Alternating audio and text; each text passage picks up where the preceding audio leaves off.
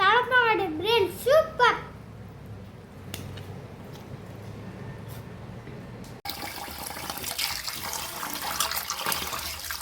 First இப்போ அரிசியை நல்லா கழுவிக்குவோம். செய்கிறதுக்கு முன்னாடி ஊற வச்சுக்கணும் அரிசி. அதனால் ஒரு அரை மணி நேரத்துக்கு முன்னாடியே அரிசியை ஊற வைக்கிறோம். மட்டன் பிரியாணி செய்ய போகிறோம். நான் 1/2 கிலோ கறி எடுத்துருக்கேன். அதை கழுவி க்ளீன் பண்ணி எடுத்துக்குவோம்.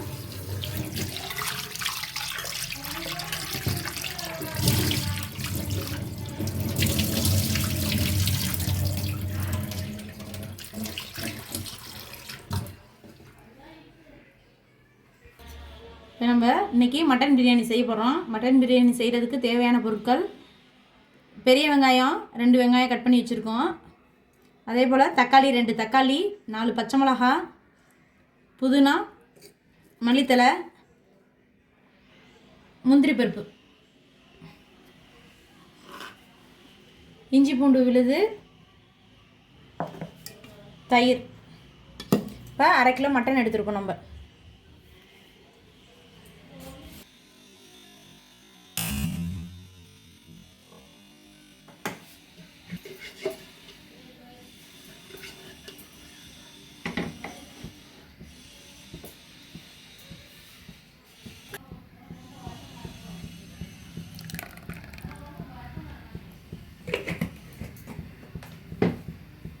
கடாய் வச்சுட்டோம்.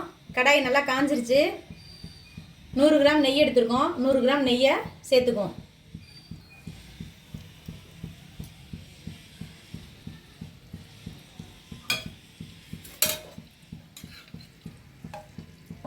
நெய் கூடவே ஒரு 2 டேபிள் ஸ்பூன் கடலெண்ணெய்.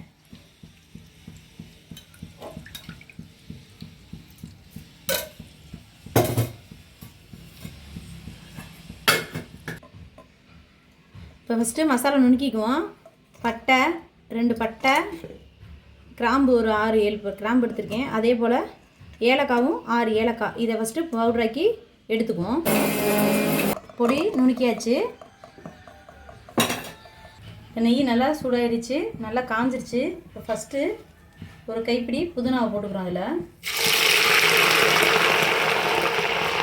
ஏன்னா அந்த பிரியாணிக்கு வந்து இந்த ஃபஸ்ட்டு வந்து நம்ம புதினா போட்டுட்டோம்னா அந்த எண்ணெயோட நெய்யோடு இருக்கும்போது சேர்த்து ஸ்மெல்லு நல்லாயிருக்கும். அதுக்கப்புறமா வெங்காயத்தை நம்ம கட் பண்ணி வச்சுருக்க 2 வெங்காயத்தை இதில் வந்து போட்டுக்கணும்.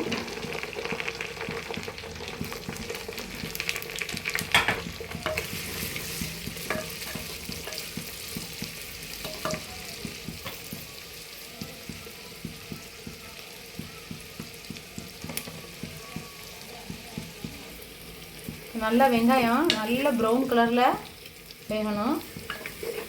நல்ல பொன்னிறமாக ஃபஸ்ட்டு வறுத்துக்குவோம். இப்போ நல்லா லைட்டாக பொன்னிறமாகிடுச்சு. இப்போ என்ன செய்யணும்னா 1 ஸ்பூன் தனி மிளகாய்த்தூள் அதோட சேர்த்துக்குவோம்.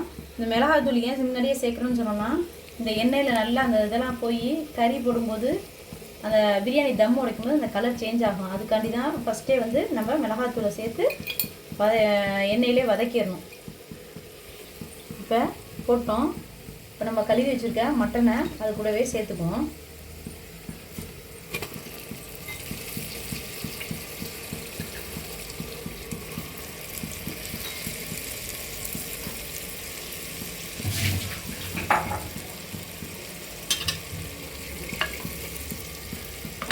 கூடவே வச்சுருக்க பச்சை மிளகா வச்சுருக்கோம் பாருங்கள், அதையும் அது கூட சேர்த்துக்குவோம்.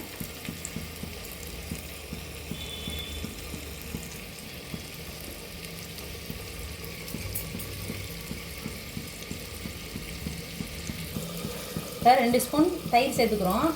ஏன் தயிர் சேர்த்துக்கிறோன்னா நல்லா சாஃப்டாக கறி வேகிறதுக்கு நல்லா வதக்கிக்கணும்.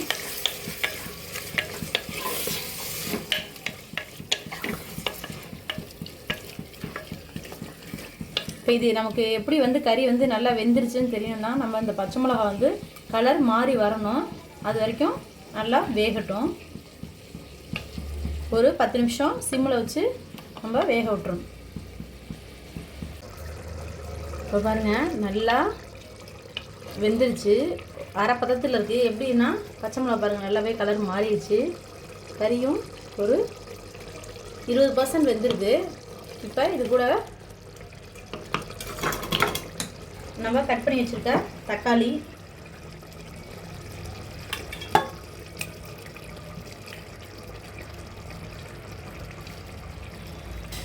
மல்லித்தலை,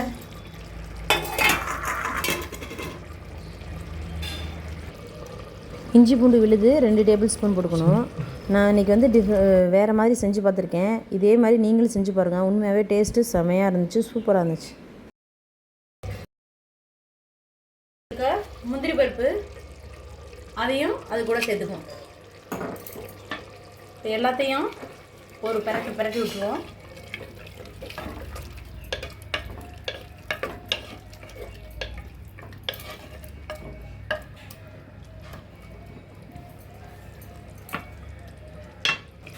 நம்ம பொடியாக நுணுக்கி வச்சுருக்கோம் பாருங்கள் பிரியாணி மசாலா, அதையும் அது கூட சேர்த்துக்குவோம்.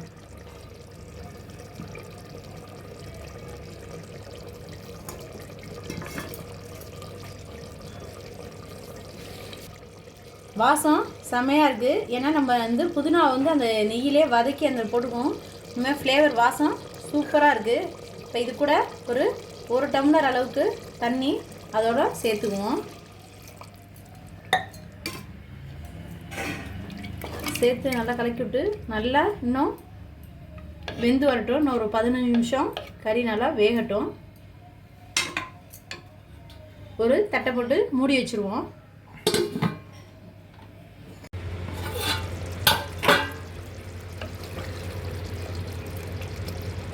இப்போ கறி நல்லா வெந்துருச்சு பாருங்கள்.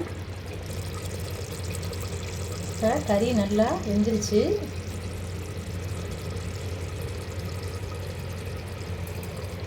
இப்போ நம்ம 2 டம்ளர் அரிசி எடுத்துருக்கோம். இப்போ தண்ணி சேர்த்துக்குவோம். 2 டம்ளர்னால் இப்போ 4 டம்ளர் தண்ணி.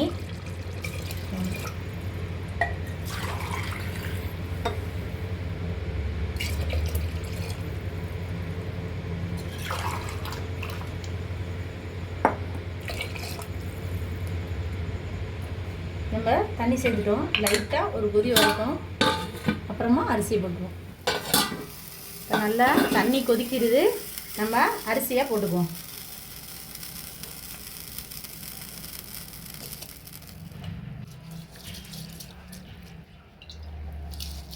நம்ம கறிக்கு மட்டும்தான் உப்பு போட்டோம். இப்போ சாதம் போட்டுட்டோம். அரிசிக்கு தேவையான அளவு உப்பு சேர்த்துக்குவோம்.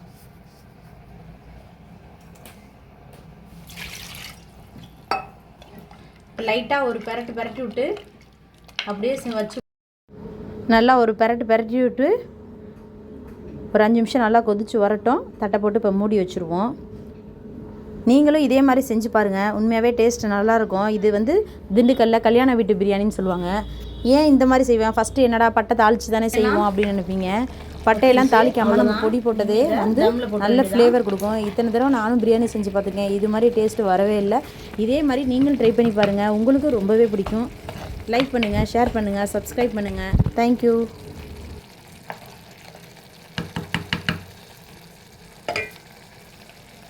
கொஞ்சோண்டு மாவு உருட்டி வச்சுருக்கேன். அதை நல்லா நைஸாக இது மாதிரி ரோல் பண்ணிக்குவோம். இது எதுக்குன்னா நம்ம இந்த சட்டியில் ஃபுல்லாக வாப்பாடு ஃபுல்லாக இது மாதிரி கோழி வச்சு தட்டை போட்டுட்டோம்னா டைட்டாக நல்லா அந்த இது வாடை ஃபுல்லாக இது போகாது. தம் போடுறதுக்கு அப்படியே இருக்கும் உள்ள ஆவி. அதுக்காண்டி தான்.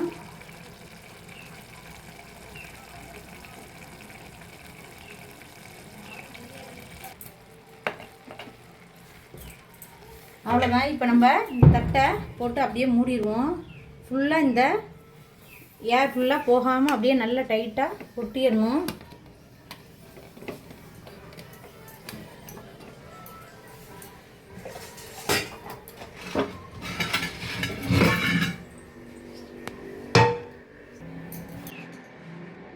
இதை நம்ம லைட்டாக எடுத்துட்டு ஒரு வேஸ்ட்டான இருக்க தோசைக்கல் எடுத்து அடியில் வச்சுட்டு அதுக்கு மேலே இது தூக்கி அப்படியே வச்சிடணும்.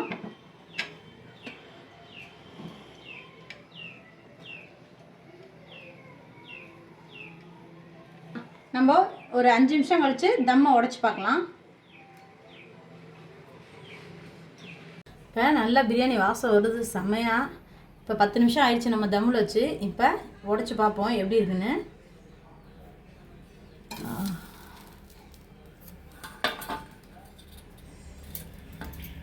இந்த மாவுலாம் எடுத்து விட்டுக்குவோம்.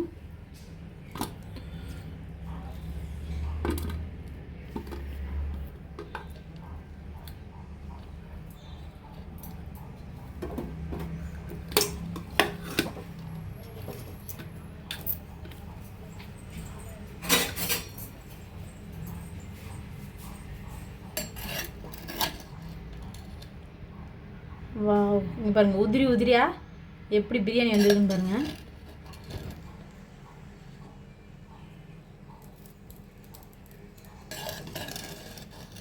நம்ம சுவையான மட்டன் பிரியாணி ரெடி.